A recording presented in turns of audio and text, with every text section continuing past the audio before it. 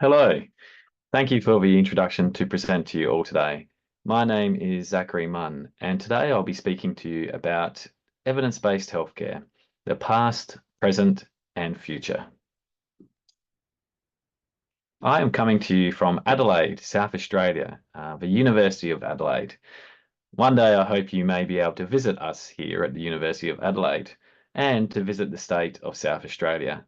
We have beautiful food and wine, lovely beaches, and wonderful wildlife as well for you to enjoy. It's always important to make sure that it is clear who is presenting to you and to disclose any potential conflicts of interest. So this is a slide which shows my interests and discloses my potential conflicts. Now, as you can see, all of these are academic interests. I'm the Director of Health Evidence Synthesis, Recommendations and Impact at the School of Public Health at the University of Adelaide. I'm a Director of the JBR Adelaide Grade Centre and a member of a grade working group. I'm also the past chair of the Guidelines International Network, and myself and my team receive funding for doing systematic reviews and guidelines. But this funding comes from groups such as the World Health Organization, professional societies, and non-governmental organizations. We do not do research work or receive funding from pharmaceutical or medical device companies. I'm also involved in many different methodology groups, and I'm funded by the Australian National Health and Medical Research Council. So today I want to talk to you about evidence-based healthcare and the past, present, and the future of evidence-based healthcare, and to provide a bit of an introduction to what we mean by evidence-based healthcare. I'll go through the role of evidence synthesis and guidelines in evidence-based healthcare before providing some ideas about the future of evidence-based healthcare as well. So let's start off with the past of evidence-based healthcare. And when we talk about the past, really we're talking about the past practices of healthcare and medicine and nursing. And historically, the approach to learning and doing and practicing medicine or nursing and healthcare more generally was to follow what the experts said. And you can see here in this paper by Rembrandt, where there are a bunch of medical students who are receiving a tutorial on anatomy. And this was the historic approach. We would learn and follow what our experts did, and then we would continue to do that approach, always relying on the experts to tell us what to do, opposed to what the actual research tells us what to do. And of course, back in Rembrandt's day, or sorry, back in the day of this gentleman who Rembrandt has painted, there wasn't a lot of high quality research to inform practice. Now, if we, this is a painting of a famous physician called James Lind. Now, he actually was credited with the first clinical trial, and he was a Scottish physician, and he really was disappointed, I guess, in the fact that there was no clear treatment for scurvy, which is a condition which is caused by a lack of fresh fruit and vegetables and vitamin C in your diet. So what he wanted to do was assess different treatments that were used at the time empirically to actually see if there was a treatment which was better than one of the others. So he is sometimes credited with doing one of the first controlled trials where he actually separated people with scurvy, 12 sailors or patients, into 6 different groups where he tested these various interventions and then assessed their outcomes over time. And of course, a group which received oranges and lemons actually improved remarkably. Now, this laid the foundations for modern randomized controlled trials, which are the gold standard of research nowadays. But even in his time, there was a long gap before the British Admiralty actually started recommending or implementing the findings of this research and actually having lime juice or lemon and lime juice and fresh vegetables or fruit on sailing journeys. So even back then, there was this gap between evidence and practice. But this was a great innovation in the history of evidence because we started to use research and investigate treatments empirically. Now, of course, there are many others who have tried to base their practice on research as well. And you may, I'm sure you are familiar with Florence Nightingale, who in some settings during the Crimean War actually reduced the death rate from approximately 42% to 2% by simply introducing hand hygiene measures. And so what I love about this is there was some information or evidence that showed that hand hygiene can make a positive impact.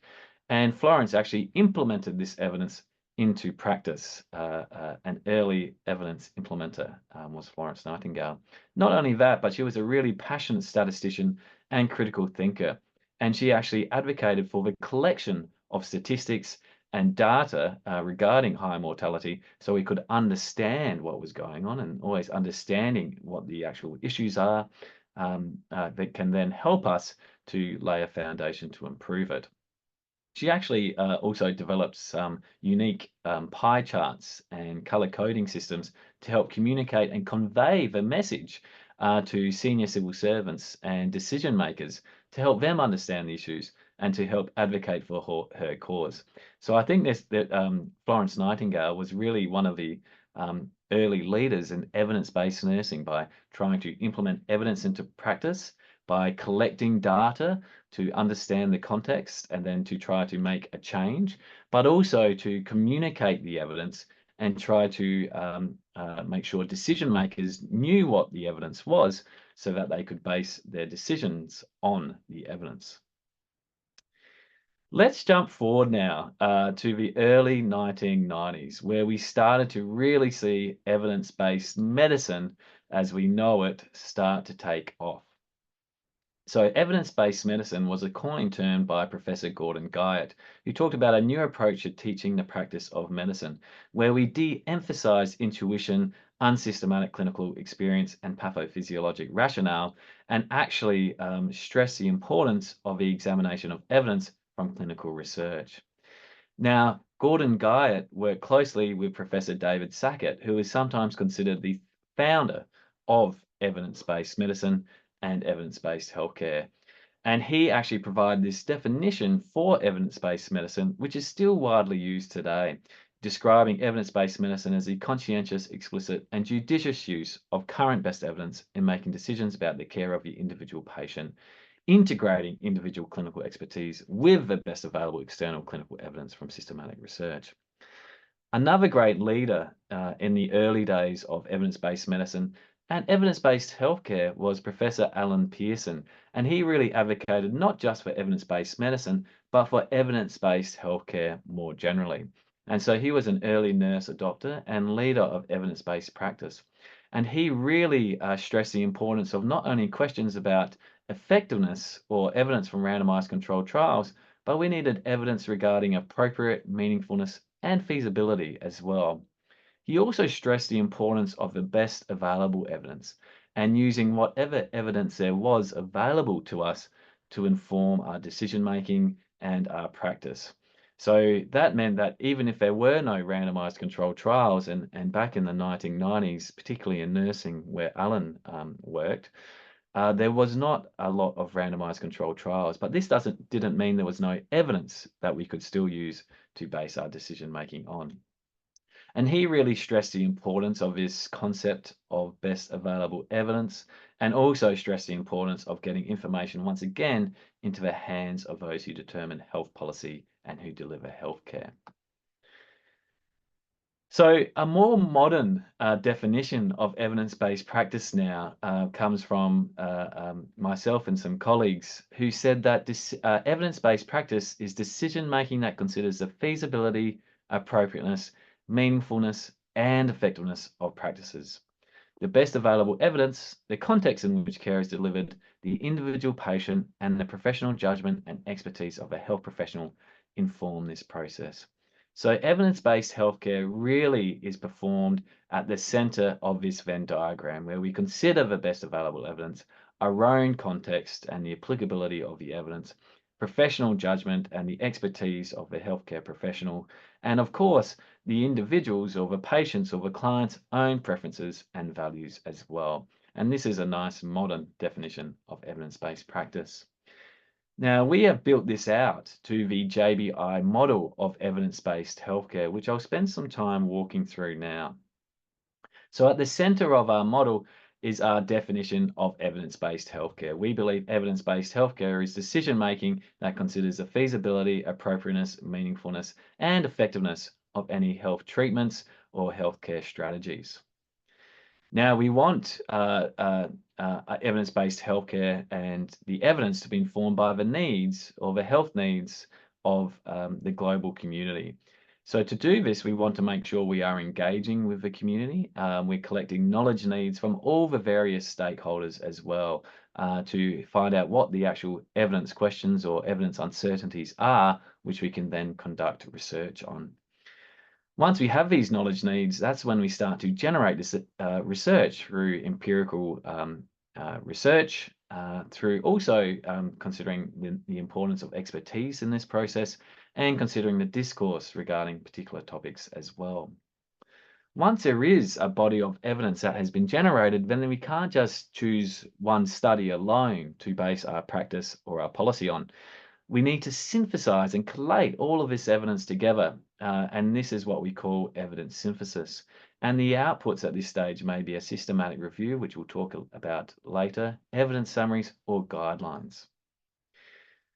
Once we have the evidence, we have this robust synthesized evidence, which we want to use as a basis for evidence-based practice, then we need to actually transfer that evidence into the hearts and minds of those who will use it. And we do this through dissemination of the evidence and dissemination in various formats so that people can actually understand and interpret the evidence. We try to integrate the evidence into systems such as clinical decision support systems, policy and procedure manuals, etc. So people have access to that evidence, and through education programs as well regarding the evidence. Now, once people have access to the evidence and hopefully understand the importance of that evidence, we need to actually implement it into practice. And this is all about actually making some sort of change, actually changing from perhaps the non-evidence-based practice approach to actually using evidence-based practice in our setting. To do this, we need to have a context analysis to see if we are actually ready to change, where we might get the biggest benefit of actually changing what we are currently doing. A facilitation process where we support change management throughout an organization or a ward or a clinic. And then we want to evaluate this to see if we're making any impact on processes and outcomes. Evidence implementation is sometimes the trickiest part of evidence-based healthcare. And that's why we have developed a whole range of resources and guidelines and manuals about how we can actually pragmatically get evidence into practice. And I'd like to refer you all to the JBI manual for evidence implementation. Our approach to following the evidence follows this framework here, where we need to identify the practice area, engage change agents, assess the readiness for change, review practice against evidence-based criteria, implement change, reassess practice, and plan for sustainability. And if you're really interested in getting evidence into practice, if you have the evidence and you want to get it into practice, I would point you to the JBI Handbook for Evidence Implementation. Once we've implemented the evidence, of course, we want to make sure it has a sustainable impact.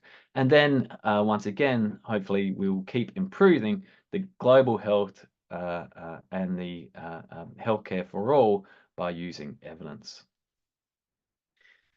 What are some of the practical steps of evidence-based healthcare? Well, sometimes we boil it down to these 5 steps where we need to first ask a question. So we might have some sort of question such as, what is the best dressing for this type of wound or this burn injury? So we ask the question. Then what we do is we actually search for the evidence. Ideally, we would be searching for high quality guidelines or systematic reviews. If we don't have high quality guidelines or systematic reviews and we need to rely on primary studies, then we need to do some sort of process of appraisal, sort of a critical appraisal of the quality or the trustworthiness of those studies, or an assessment of a risk of bias of those studies, and determine if the results are actually directly applicable to our setting as well. Once we have the evidence, we then implement it into practice, as we've talked about, and then we want to evaluate any impact on outcomes as well. So I've talked a bit about evidence-based practice, but when we talk about the importance of best available evidence, I just wanted to spend some time now talking about systematic reviews, because systematic reviews really are the cornerstone of evidence-based healthcare and evidence-based practice, or the pillar upon which evidence-based healthcare sits upon. So when we talk about best available evidence, we really want evidence from systematic reviews. What's a systematic review? Well, here is a definition from Associate Professor Eduardo Armentaris and Professor Pearson. Systematic reviews aim to provide a comprehensive, unbiased synthesis of many relevant studies in a single document using rigorous and transparent methods. So a systematic review, you go out and you search all of the medical databases to try to find all of the studies that are relevant to your question. You have strict eligibility criteria for articles that will be included in your review. You do an assessment of those articles in terms of their methodological quality or limitations, and then you try to synthesize or pool all of those studies together to come up with some implications for practice. And this is a research process in and of itself. It should be determined or driven by an a priori protocol. There are many different types of systematic reviews, although in the past, when we first started talking about evidence-based medicine, really there were only systematic reviews of interventions or effectiveness, so systematic reviews of randomized controlled trials. But over the last 20 to 30 years, we've seen an explosion in the methods for systematic reviews, and lots of other types of systematic reviews are now able to be done, or lots of different types of evidence synthesis, should I say, are now able to be conducted depending on your question. So regardless of the question that may emerge in healthcare practice, there is very likely an evidence synthesis approach that is relevant for you. In terms of the timeline of systematic review to bring us up to where we are today, one of the first reviews was actually, once again, by James Lind, who wrote a treatise of the scurvy, where he actually set out to look at all of the work which had been published on this subject, and he wanted to look into the nature, causes, and cures of this disease. And what he found when he was doing this review is that no one had really done this comprehensive examination yet, which is what he tried to do. Also, he found that there was a lot of rubbish, a lot of poor quality information, which he had to remove or push to the side. And these are some of the things that we do in systematic reviews. We try to do a comprehensive examination, and we set aside the articles, or we consider studies which have poor quality or have a lot of methodological limitations, and then deal with them appropriately. Okay, if we jump forward, then Carl Pearson was the first to actually combine studies, the results of studies, statistically, which is what we would now call the process of meta-analysis. But he was the first one to statistically combine studies on typhoid vaccine. Glass actually called this and started to develop modern methods of meta-analysis that we use today. We started to see systematic reviews start to emerge really in the 1970s and 80s. And then, of course, we had this term evidence-based medicine, which came out in the early 1992. Cochrane was established in 1992, and in 1995, the PICO framework, which I'm sure you're all very familiar with, was actually proposed, which talked about how we can structure evidence needs or uncertainties or healthcare questions into a framework which can help us search for the evidence and to guide our systematic review conduct as well. PICO, which stood for Population, Intervention, Comparator, and Outcome. In 1996, JBI was established, initially to look at evidence-based healthcare and how it applies to nursing and midwifery, but now it is a multidisciplinary global organization looking at all aspects of evidence-based healthcare. In 2000, GRADE was established, which is a method for developing transparent and sensible recommendations and to establish a certainty in evidence. And in 2002, the Guidelines International Network was formed. In 2010, the first version of PRISMA was published, which is a reporting standard for systematic reviews. And in 2011, Prospero was launched, which was a register of is a register of systematic review conduct. In 2014, the idea of having living systematic reviews was proposed to keep systematic reviews living, which we'll talk about later. And then recently, Prisma 2020 was published. So this is a nice timeline, I think, of a past and perhaps a present of systematic reviews. Now, I just wanted to quickly touch on guideline development now, and particularly the GOBSAT approach, which was the initial approach to developing guidelines. What is GOBSAT? Well, GOBSAT stood for Good Old Boys Sat Around the Table. And basically, this is like what we saw in that painting by Rembrandt. It was all about what the experts said. And these experts may have had a vested interest or conflicts and may have wanted to protect the status quo and perhaps their own financial position or positions of privilege within the field. And this was the initial approach to developing recommendations in guidelines. It was based on expert opinion and powerful figures, what we would call eminence-based medicine instead of evidence-based medicine. And of course, we know this is not the right approach to do. We want to use the evidence in our guidelines. So following from that, there have been methods that have now been proposed to develop trustworthy guidelines. And you can see that these trustworthy guidelines need to do a systematic review of evidence and consider the benefits and the harms. Not only that, they should consider the best available evidence and include the judgments of experts and the input of stakeholders in the process. So it shouldn't just be done by researchers or experts alone. We need to do it as a multidisciplinary collaborative approach where we are using the evidence and then interpreting that evidence and making judgments based on that evidence through a multidisciplinary collaborative panel. To make sure we're conducting high quality and efficient development of trustworthy guidelines, well, there's a lot of different resources that we can refer to. And I don't have the time to go through all of these today. But you can see that if you're interested in this field of guideline development, there are a lot of resources and training programs available for you. And I've just put some of these on this slide. So if you're interested in guideline development, take a photo or screenshot of this slide, and it goes to a lot of great resources that can help you with your guideline development. And I'd just particularly like to mention the Guidelines International Network, which is the home of guideline development and guideline developing organisations globally. I should also introduce the concept of grade to you all.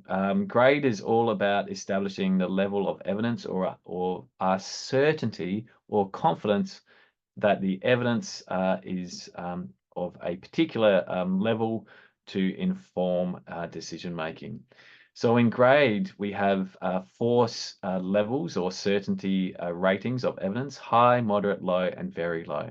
And basically, we follow a process of evaluating the evidence, the synthesized evidence from a systematic review, to end up with our final certainty: high, moderate, low, or very low. Once we have our certainty in the evidence, we then use that with our panel to consider all of the criteria that are important for decision making to actually inform our recommendation. Once again, I won't go through the whole grade approach today, but I think if you're interested in evidence-based healthcare, rigorous guideline development, and basing your decisions on the evidence, then having a look or learning about grade is really important. Let's talk about some challenges and solutions for the future. So it isn't always a beautiful picture or rosy picture here in the field of evidence synthesis. We know there are a lot of reviews that are being done, and many of these are duplicate reviews or redundant reviews. There's a lot of research waste in this field. Many of these are poor quality or poorly reported. Some of these are not having an impact in practice. It's costly and time consuming, and some are out of date by the time they are completed. So there are a lot of initiatives that are now in place to try to address some of these current challenges. Some of these problems are also the case in guidelines, where there is a lot of inefficiencies, redundancies, duplication, and a lack of collaboration and sharing as well. So we know that systematic reviews on average take about 67.3 weeks. This is a long time. Guidelines take anywhere from 1.5 years to over 2 years, and roughly costs about $1 million Australian or around $750,000 US And so we can see that it is quite expensive and many, many hours. So an approach that has been proposed is living evidence or living systematic reviews and living guidelines, where instead of just spending a lot of time and resource on developing one version of a guideline, which is then subsequently out of date very, very quickly, is to keep our guidelines living, which means that we're constantly searching, constantly updating, and constantly making new recommendations or confirming our recommendations so they are always up to date. And this can help increase the trust that different people may have actually in our guidelines as well, because they are always up to date. Here in Australia, there was a living COVID-19 guideline where they actually updated the guideline on a weekly basis. And this meant that health professionals and decision makers who were who were basing their decisions on this guideline, they knew that it was always up to date. Now, as mentioned, it can take it can be a lot of work to develop a systematic review and a guideline. So increasingly, we are using tools and systems to help us in evidence synthesis and guideline development. And there's a lot of work that's going on to see what tools can help us. And we're also investigating the potential of artificial intelligence, generative AI, and other methods to help improve evidence synthesis. And this is certainly part of the future. Now, the last thing I really wanted to spend time on today is to introduce you to this concept of the evidence ecosystem, where it really is a concept which talks about the full cycle of getting evidence into practice and looks at the way that different actors or different components of this system work together or don't work together. So here is a picture of the current evidence ecosystem. And this is from my colleague Per Olive Van Vick, who comes from the Magic App group, making grade the irresistible choice in guideline development. And I'd just like to pay credit to Per and his team. So this is a picture of the current poorly functioning evidence ecosystem. We have evidence producers, so those who are doing the primary research. Then we have people doing the systematic reviews based on this primary evidence. Then we try to disseminate this evidence to the clinicians to implement it into practice.